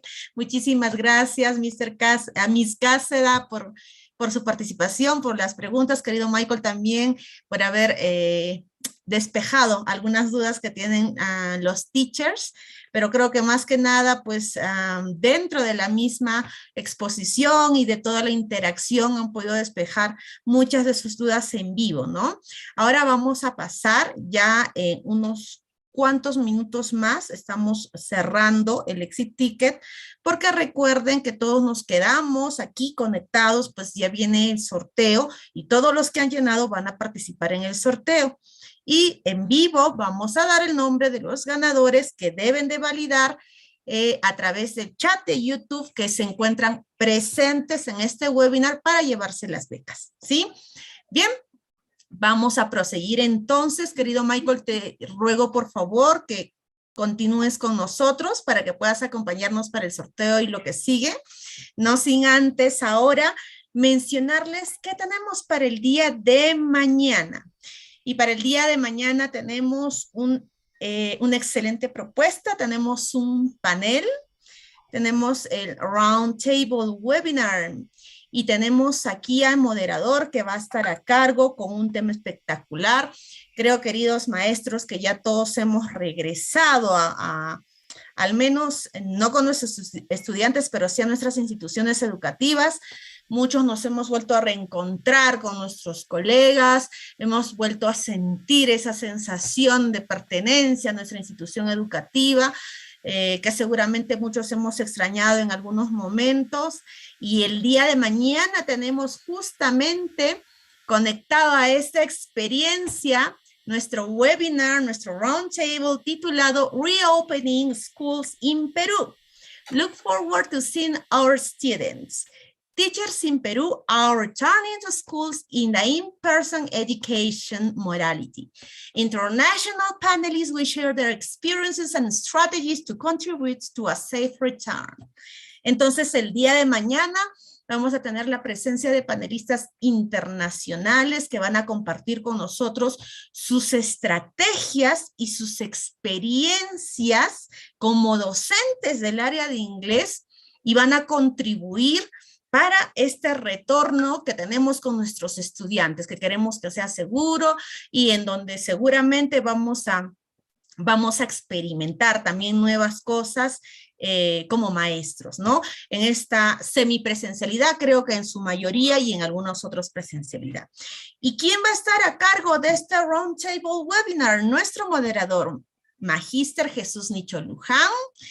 Al lado de Mr. Luján se encuentra también para el día de mañana la presencia de una gran profesional, psicóloga clínica, Magíster Nancy Álvarez Peña, que también nos va a dar desde su punto de vista profesional los pros, contras y demás información sobre este retorno de contacto con nuestros estudiantes. ¿Y a quienes tenemos como invitados en el panel? Tenemos a todos English teachers, docentes del área de inglés en diferentes instituciones que están en diferentes países que ya han pasado por lo que nosotros vamos recién a experimentar, así que nos van a compartir cómo les ha ido a ellos, qué cosas debemos esperar, qué estrategias aplicaron. Vamos a tener el día de mañana Magíster Alexander Mahuan, desde Estados Unidos, USA, English Teacher 2, al licenciado César Suárez Soto, de nuestro querido Perú, English Teacher at San José de Monterrico School in Surco, Anat Ipna, Perú. También vamos a tener el día de mañana al licenciado Jesús Enrique Rodríguez Montiel, English Teacher at Instituto de Enseñanza Actualizada, IDEA, de la Ciudad de México. que también ya regresaron desde el año pasado, ¿no? A las aulas. Vamos a tener también a la licenciada Ani Marinén Delgado Sornosa, English Teacher at Unidad Educativa Pueblo Nuevo de Portoviejo desde Ecuador, quienes también ya han regresado a las aulas y nos va a compartir su experiencia en ello. Tenemos también la presencia de la magíster Sari Rocío Espina Bernal, English, French, Spanish and Social Studies Teacher in Colombia, quien también va a compartir con nosotros experiencia, estrategias y muchas cosas más en este roundtable, en este panel conformado por nuestros English teachers. Y tenemos, por supuesto, desde Perú también al licenciado Kurt J. Vilela Matos, English Teacher and Coordinator at Institución Educativa Chincha y Suyo, en Junín, Huancayo. Entonces vamos a tener mucho por aprender el día de mañana. Creo que va a ser un panel bastante productivo. Creo que se gana mucho de escuchar de la experiencia de los demás y que también seguramente nos vamos a sentir identificados con algunas experiencias de nuestros colegas peruanos que también van a conformar el panel. Así que no se lo pueden perder. Entonces ya se cerró por si acaso el exit ticket, ya está cerrado. Ya vamos a proseguir en un minuto ya con el sorteo. El día de mañana, Saturday 5th at 6 p.m. o'clock, teachers, ¿ok? De igual manera, como hoy a través de YouTube, a las 6 de la tarde en punto, vamos a iniciar con este Roundtable Webinar. Así que los esperamos a todos. Compartan, por favor, con sus colegas del área de inglés, compartan con todos los conocidos que tengan para que puedan beneficiarse de poder estar presentes. Recuerden también que a todos los maestros que ya han llenado su exit ticket, su registro de asistencia en cada uno de nuestros webinars, se ha cumplido a cabalidad con enviarles religiosamente todas las semanas el material facilitado por los ponentes, excelentes profesionales, quienes además de dar la ponencia tienen a bien compartir su valioso material con nosotros para seguir aprendiendo más. Se les ha enviado a todos al correo electrónico que han registrado en el exit ticket y esto no va a ser la diferencia. De igual manera para la siguiente semana se les estará enviando todo el material del día de hoy y el día de mañana, que en este caso nuestro querido Michael Navarro nos va a compartir, y mañana pues que vamos seguramente a poder ver también en el Roundtable Webinar que nos tiene programado Jesús Nicho como moderador. Entonces, no olviden por favor registrar bien esos datos. Ahora que vamos a continuar, no sin antes, porque ya vamos a estar cerca del cierre, recordarles que todos estos webinars están organizados con mucho cariño, están organizados por docentes, que somos todo el equipo administrativo de English Teachers in Perú, para docentes. Estamos todos entre colegas. Este es un esfuerzo de cada uno de los administradores de nuestra comunidad, Miss Ángela Salazar de Arequipa, David Cuadros de Ayacucho, Elmer Quispe Ayacucho, Miss Sulamita Chudén desde Cajamarca, Diana Chafloc Chiclayo, Pamela Salazar Chiclayo, Gina Sopropuco Chimbote, Nefti Fortés desde España, Kurt Vilela Huancayo, Miriam Córdoba Huancayo, Verónica Milán Huancayo, Maite Flores de Huacho, Mayra Ríos, Yuli Millones, Daisy Apolinario, Yulisa de la Cruz, Lilia Espinosa, Jessica Carhuavilca, Soledad Yance, Consuelo Cáceda, Ricardo Núñez desde Lima, todos ellos, Stephanie Wong en Piura, José Ortega en Puno, y en el corazón de TIP siempre va a permanecer la memoria de nuestra querida administradora, quien pues esta pandemia se llevó, pero siempre permanecerá en nuestro corazón, a nuestra querida Tabitha Anaya.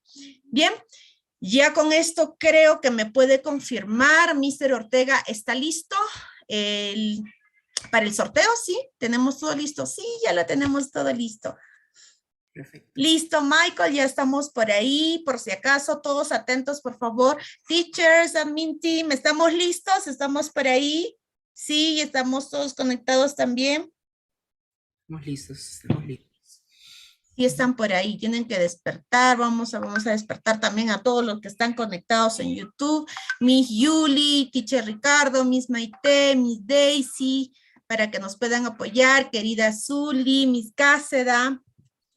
Vamos a iniciar entonces, primero con el ingreso de la data. Se han ingresado ¿cuántos datos, Mr. Ortega? Exactamente 568 asistentes en este webinar, querido Michael, que han estado felices de haber participado y aprendido mucho de tu ponencia. Entonces, vamos a empezar ya, vamos a iniciar con la primera. ¿Te parece bien, Michael? ¿Media beca? Media beca, perfecto, iniciamos Listo. con media beca. Entonces iniciamos con la media beca. Vamos, 3, 2, 1, go.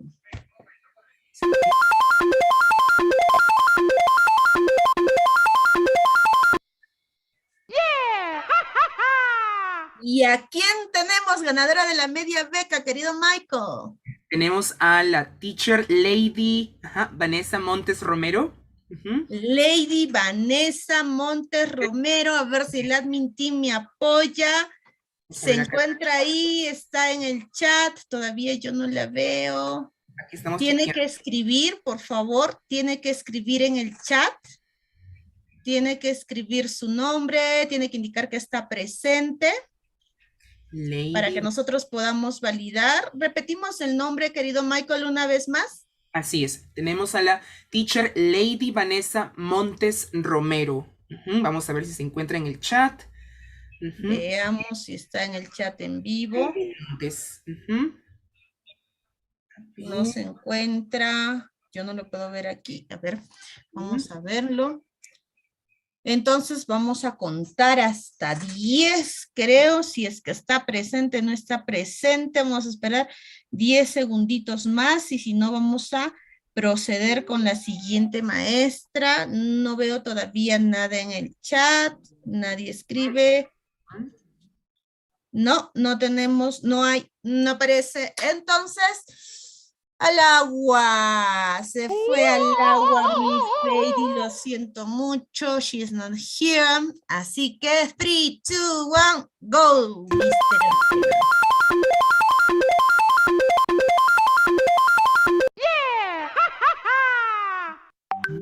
¿A quién tenemos, Michael?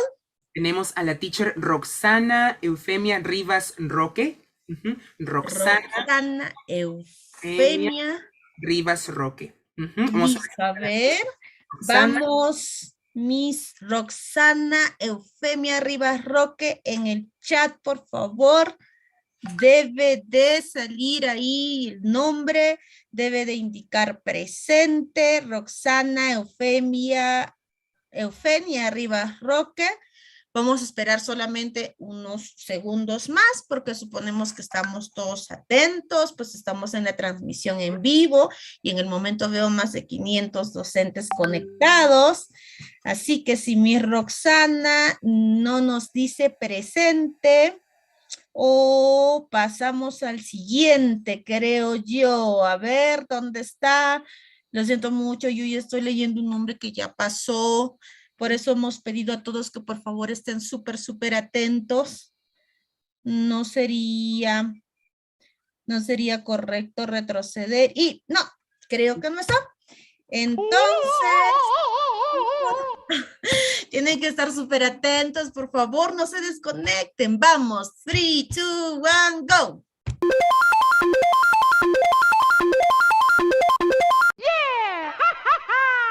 Michael, ¿a quién tenemos ahora? Tenemos a la Miss Margarita Valentina Flores Santa. Margarita Valentina Flores Santa. Vamos a ver si está la misma. Margarita, a ver, estará por ahí, Miss Margarita Valentina Flores Santa.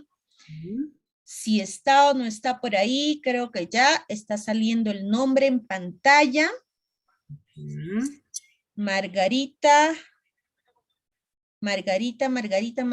Flores. Margarita Valentina Flores Santa Cruz. Margarita Valentina Flores Santa Cruz. Por ahí nos dicen si está, pero no la vemos. ¿Por dónde está? A ver. Teacher Pariachi nos dice que está, no la vemos todavía. Vamos a esperar 10 segunditos más. Recuerden que deben estar súper atentos.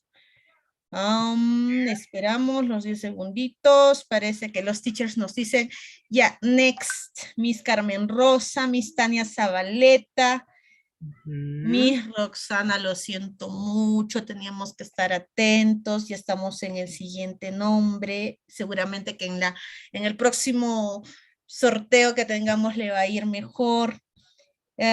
Pasamos entonces, ¿no está? Margarita Valentina Flores Santa. Nada, entonces pasamos. Next, vamos, go.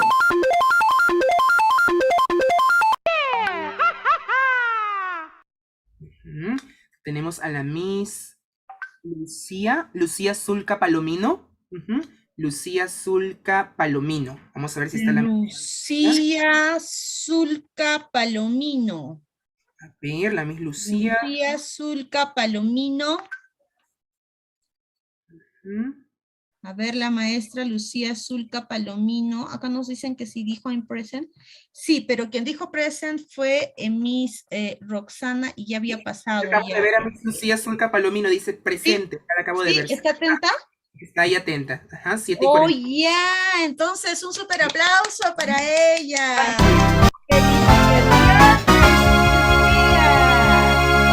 Sí, está presente. Entonces ya la media beca tiene nombre, nos vamos a contactar con ella, vamos a facilitarle todos los datos a Michael, también para que se contacte con ella y para que le pueda hacer la entrega de la media beca y coordine el curso de su elección. Pasamos entonces ahora a la siguiente media beca. Vamos, Mr. Ortega. Go.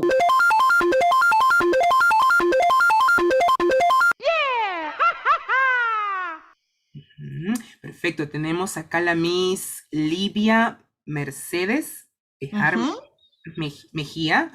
Livia Mercedes Bejar Mejía. Exacto, Livia Mercedes Bejar Mejía. Livia Mercedes Bejar Mejía. Estamos, no se preocupe, Miss Elizabeth Trinidad, sí, yo sé que escriben los demás, pero estamos súper atentos, somos varios ojos, está teacher Mr. Navarro aquí, yo y todos los administradores también están viendo el chat en vivo de YouTube para que no se nos escape nadie. Lidia Mercedes Bejar Mejía, por favor, si está presente, Lidia Mercedes Bejar Mejía, para la siguiente media beca. Se encuentra por ahí, a ver, no la vemos todavía, no la vemos,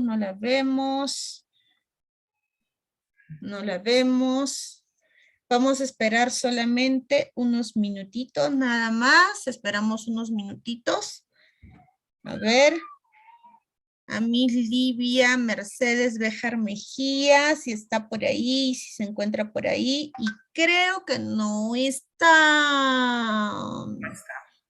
No está, Mr. Ortega, pasamos a la siguiente, entonces, vamos, go.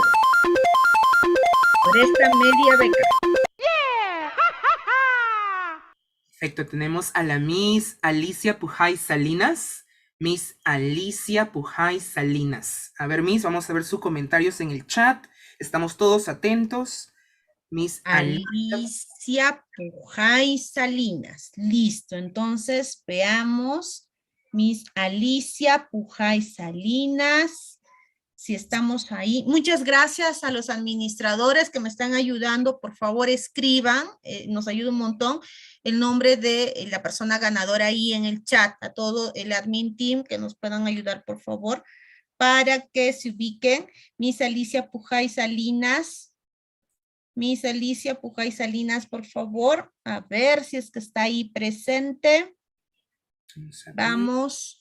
El link estuvo abierto, queridos teachers, nos consulta Miss Anneli Toledo. No pude ingresar al link. El link ha estado abierto los 15 minutos exactos. No podíamos dejarlo más tiempo como a veces solemos hacer, porque con esto estamos procediendo al sorteo. Sí, están todos los nombres en la lista para el sorteo. Miss Carmen Vázquez, hemos mostrado al principio la cantidad, que eran más de 567, me parece por ahí, que han llenado el exit ticket y están en toda la data de concursantes, ¿no? Y aleatoriamente el programa elige los ganadores. Entonces creo que no está Miss Alicia Pujay. No. No está. Vamos entonces por la media beca.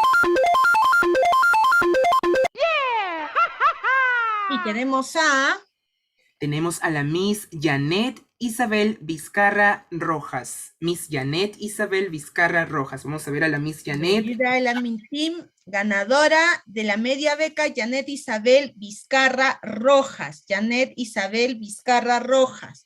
Vamos a proceder a hacerlo ya un poquito más rápido, porque seguramente pues sí, ¿no? Algunos ya se fueron y otros están todavía ahí presentes en la sala, por alguna razón tal vez.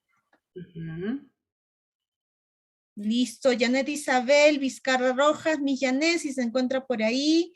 Miss Teresa nos dice si está, esperemos que sí esté, porque acá está Miss Tania, nos está ayudando también a escribir ahí, pero no vemos que Miss Janet escriba.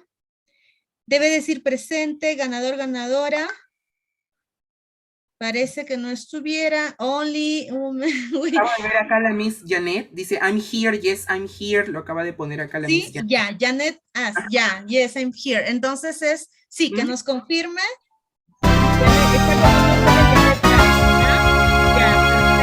Entonces, sí, ya está, queridos maestros, ya salió. Felicitaciones, un aplauso para mí, Janet. Qué bueno que haya estado ahí atenta. Entonces nos vamos a comunicar con ella. Ya dijo ahí, I'm here. Miss Janet nos confirma, por favor, para no confundirnos después. La estamos, no. Janet dice, no, ¿sí o no? Ahora leo no. Miss Janet está ahí, ya está. Entonces pasamos al siguiente. Por favor, a los... a quienes han salido como ganadores, nos vamos a contactar con ellos. Sí, ahora es la beca completa. Así es. Ya vamos, soy Janet Asensios, dijo. ¿Cuál era la maestra que salió? Ahorita acaba de escribir, soy Janet Asensios. No es entonces, no es la maestra. No es. Quien salió era Janet Isabel Vizcarra Rojas y quien está escribiendo es Janet Asensios para la media beca. Entonces no es. Vamos a seguir con el sorteo, vamos a quitar en todo caso porque no es la maestra que estamos buscando. Y los teachers aplauden que no sea la maestra. A ver, vamos a ver, no es. Pasamos a la media beca, ojo.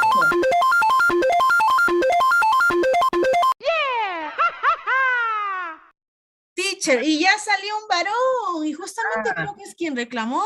¿Quién es, teacher Michael? Tenemos al teacher David Huachillo Ríos. David Huachillo Ríos. A ver, el teacher David. Vamos a ver si es el afortunado, si escribe el profesor David. Teacher David, a ver, esperamos su comentario. Teacher David, ya salieron David salió un varón, porque estaban saliendo puras mujeres. Ahora ya salió un varón. Teacher David Huachillo Ríos. A pedido de los varones salió uno. Vamos a ver, porque ¿qué sería? No sale y al agua.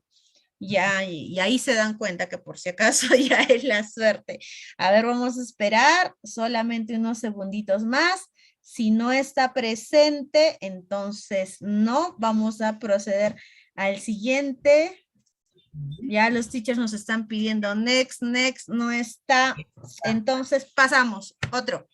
La media beca, Mr. Ortega. Go.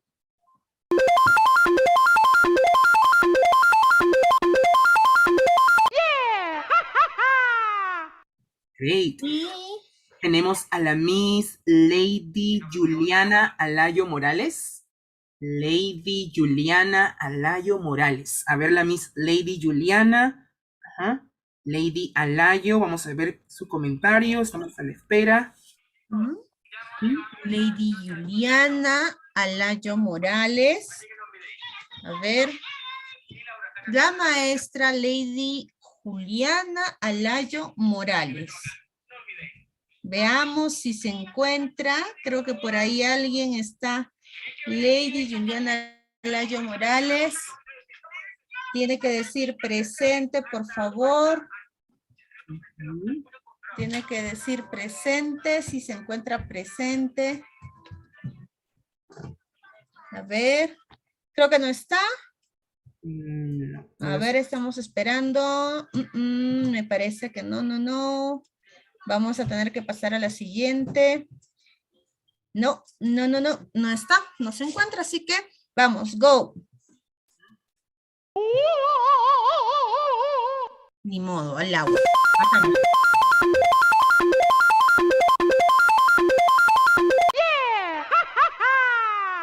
Jessica, ¿puedes leer, Michael, por favor?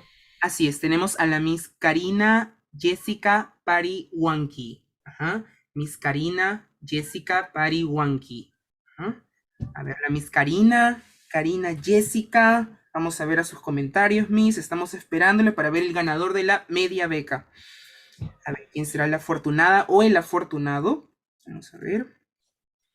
Está por ahí, Karina Jessica Pariwanka, si es que se encuentra por ahí. Sí, pues les toca a los que no están, ¿no? Y a los que no, ahorita les va a tocar la beca completa, teachers, a los que se están quedando. Estoy segura de que uno de ustedes va a sacar la beca completa. Esta media beca, entonces, está para Karina Jessica Pariwanki, y si no está Karina Jessica, pasamos al siguiente, rapidito nada más. Vamos, teacher Ortega, se supone que se deben estar atentos. Ajá. Tenemos a la Miss Patricia Pérez Paredes, y si no me equivoco, creo que la he estado viendo en los comentarios. A ver, Miss Patricia Pérez Paredes, vamos a ver. Miss Patricia Pérez Paredes. Vamos a ver. Que diga presente.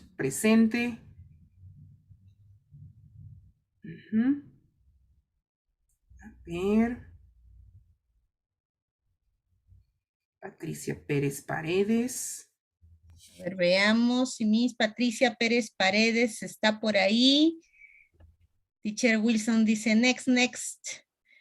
Karina Jessica recién dijo que estoy, ya pasó. Ya pasó. Tenemos que estar atentos en el momento, por favor.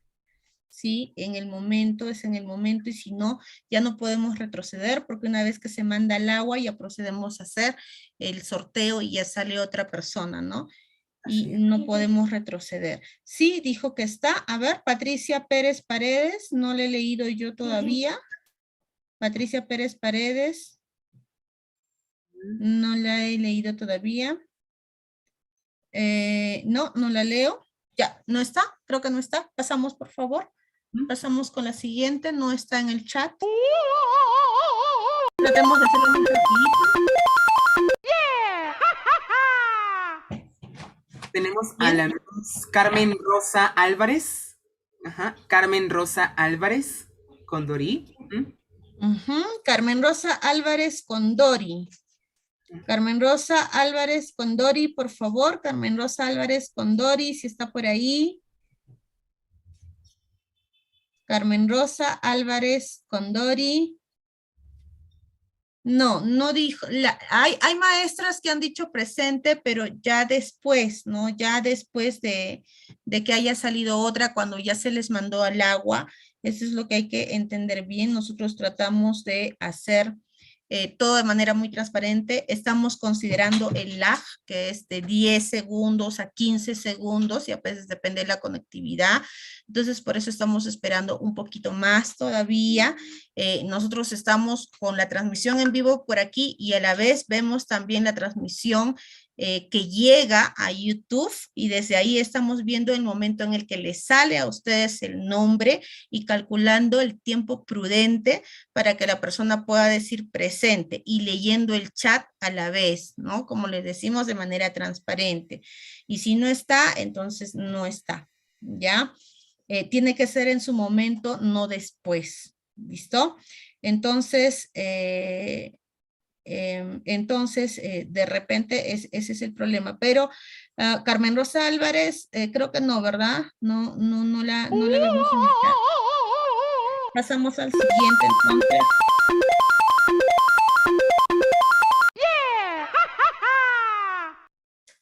Bien, tenemos a la Miss Micaela. Micaela, Norabuena. Micaela, Norabuena. A ver, la Miss Micaela, please. A ver en el chat. Micaela, Norabuena. Guimaray. Guimaray. Oh, eso es, ¿ven? ¿Se dan cuenta? La vemos aquí, Salió, está súper atenta. Un aplauso, porque está atentísima, fue rapidísimo. Y así tiene que ser, teacher. Cuando están. Se llevó la media beca, así que la vamos a contactar con Mr. Navarro para que pueda coordinar. Y ahora se viene, ¿qué se viene, Michael? La beca completa, con acceso completamente al curso, al certificado, a todas las sesiones, las grabaciones y el curso de su elección también. Así que ahí viene. Así que mucha suerte. Espero realmente que alguno de los que están aquí súper atentos salga. Vamos, Mr. Ortega, go.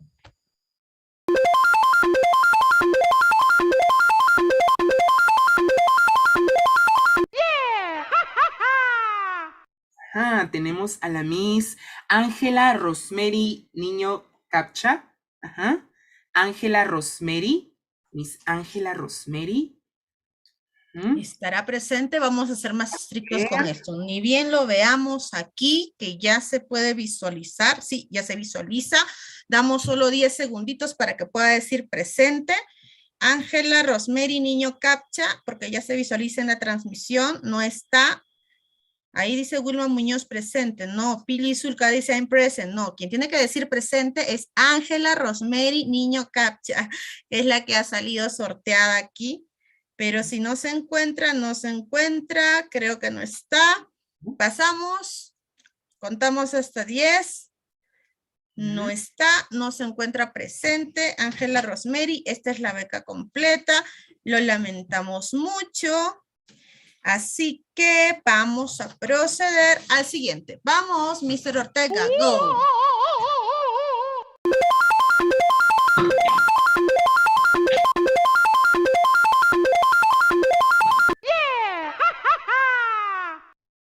Y tenemos un profesor varón. Tenemos al profesor Rick Manuel Benavides Montalbán.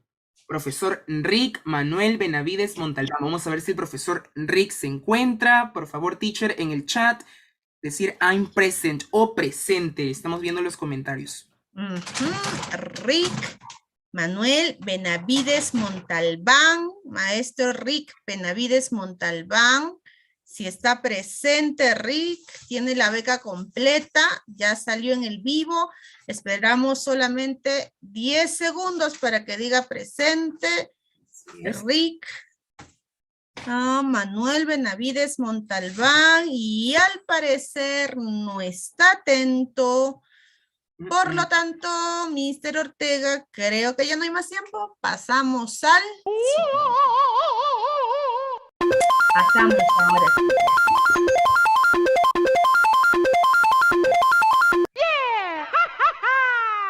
Excelente, tenemos a la Miss Flor de María González Salazar. Miss Flor de María González Salazar, Miss ponga presente, I'm present, estamos leyendo sus comentarios.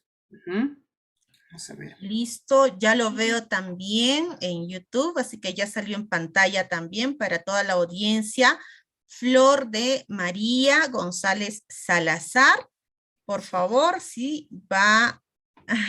Miss Elin, no, sin llorar, dice, aviso pasar mi nombre, aviso a pasar su nombre. Oh, Miss, ahorita vamos a tener suerte, porque al parecer la maestra Flor de María González Salazar no se encuentra, ya el tiempo pasó, así que vamos a tener que proseguir con el siguiente. A ver, vamos a ver.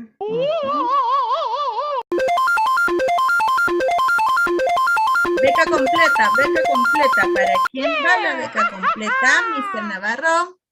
Va para, Miss Saray Otiniano Contreras. Teacher Saray Otiniano Contreras.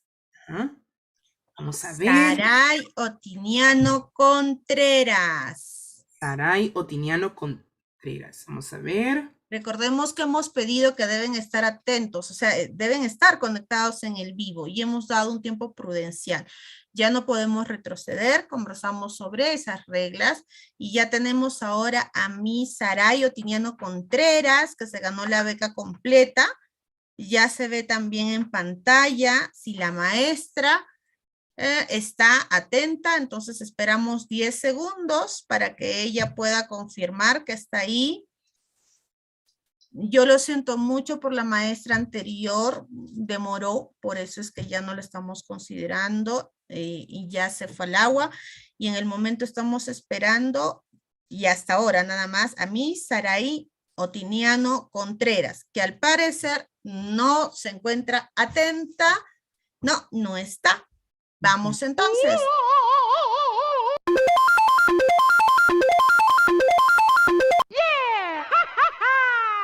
Listo. Tenemos a la teacher Jacqueline Laura Garayar Rodríguez. Ajá. Jacqueline Laura Garayar Rodríguez. A ver, la Miss Jacqueline Laura, escribir su comentario I'm present para poder acceder a la beca completa. A ver, teachers, atentos. Vamos a ver. Ya la vimos. ¿Ven cómo es cuando uno está ahí atentísimo con nosotros? Miss Jacqueline Laura Garabá. ¡Ah, qué genial! ¡Aplausos para ella! ¡Bravo! Y por el día de hoy hemos terminado, queridos teachers, estimado Michael, mil gracias por esta oportunidad para los maestros. Vamos a leer una última vez quiénes han ganado la media beca para que estén atentos. Tenemos ahí a los ganadores: Lucía Zulca Palomino, media beca; Micaela Guimaray, el otro apellido es Micaela Norabuena Guimaray; y la beca completa, Miss Jacqueline Laura, retrocedemos, teacher, Garayar Rodríguez. Entonces tienen la beca completa. Un aplauso una vez más para ellos. La suerte hoy día ha estado con ustedes y seguramente en una próxima edición, porque vamos a tener algo similar también en el cierre que se viene, que esperemos, vamos a invitar a los ponentes que puedan estar presentes y esperemos poder ver a Michael también si se da un tiempito ese día para el cierre de nuestros webinars. Queridos admin team, podemos encender las camaritas, por favor, para poder cerrar con este excelente webinar del día de hoy. A nombre de toda la comunidad English Teachers in Perú, estimado Michael, de todo corazón, decirte gracias. Gracias y mil gracias, y este súper aplauso que es para ti, porque además de venir a compartir todo tu conocimiento, toda esa didáctica que manejas con nosotros, siempre vienes con algo más para la comunidad, para compartir con los maestros. Realmente te agradezco de corazón que siempre tengas ese detalle con nosotros. Yo sé que los maestros también lo agradecen. Tal vez algunas últimas palabras que quieras compartir con la audiencia que ha estado muy pendiente de tu webinar.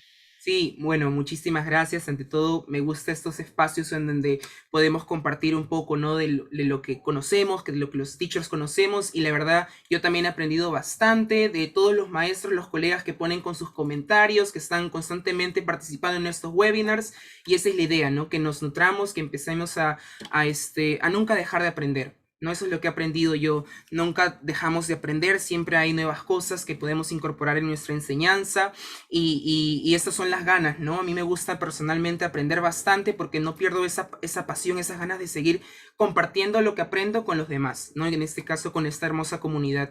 Y nada, teachers, desearles lo mejor. Ya muchos de nuestros colegas ya están empezando las clases presenciales. Me alegro bastante aplicar todas estas estrategias. La tecnología aún se puede seguir aplicando. No es que nos vayamos olvidando por completo. Se puede aplicar, hay que buscar las formas, complementarlo. Eso es las ventajas, ¿no? De usar el Physical Classroom con la tecnología. Y nada, desearles muchos éxitos y hasta una próxima oportunidad que definitivamente yo estaré dispuesto a compartir mis conocimientos, ¿no? Muchas gracias. Muchas gracias, Michael. Realmente es un placer para nosotros. Ya te sentimos parte de la familia. Te vamos a enviar nuestro super logo ETIP, el pin que tenemos ETIP para que lo tengas contigo y nos lleves presentes siempre para toda la comunidad que te aprecia, te admira y te sigue mucho.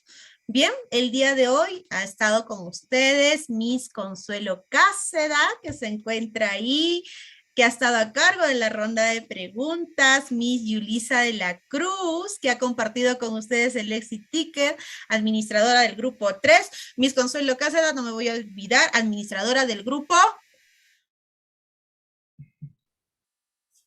Está muteada. Grupo 9.